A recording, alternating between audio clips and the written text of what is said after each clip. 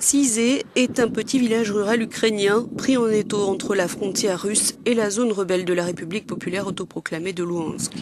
Il est donc naturellement devenu un avant-poste du système de défense de l'armée ukrainienne. Les champs de mines sont l'un des gros problèmes de cette zone, explique notre journaliste Sergio Cantone. Et aujourd'hui, le village est complètement entouré de mines antipersonnelles. Un an après les accords de Minsk, la situation est toujours extrêmement tendue dans la région et le déminage loin d'être mis en œuvre. Les habitants doivent constamment faire attention où ils marchent.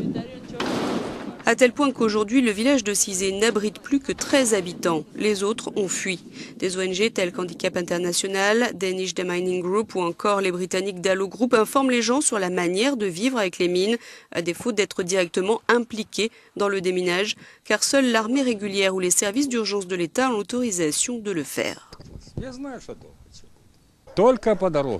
Vous pouvez seulement marcher sur le chemin, pas à droite, pas à gauche. Pas dans la forêt, ni dans les champs, explique Alexander, l'un des rares à être resté. Il est partisan d'une fédéralisation du pays et dit souhaiter que l'argent de ses impôts reste dans la région de Louhansk, qu'il n'aille pas à Kiev.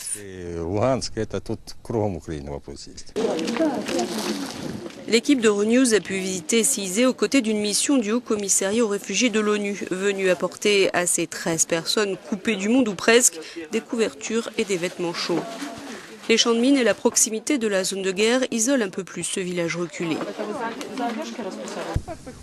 Une infirmière de l'armée ukrainienne rencontrée sur les lieux par notre reporter exprime son inquiétude quant à l'avenir de ces champs de mines entourant le village de Sizé et pas seulement. Combien de temps a passé depuis la Seconde Guerre mondiale et on trouve encore des mines, dit-elle. Je ne pense pas que le terrain soit déminé d'ici peu de temps, non. À mon sens, ils vont continuer à en trouver encore longtemps ici. Les zones de guerre de l'Est de l'Ukraine n'étant pas encore pacifiées, comme le prévoyait Minsk II, les mines ne peuvent être retirées. Elles font d'ailleurs encore partie des tactiques militaires utilisées et personne ne sait exactement où elles se trouvent. Selon l'ONG Danish Demining Group, 730 civils auraient été tués ou blessés par des mines ou des armes qui n'avaient pas explosé l'an dernier dans le Donbass.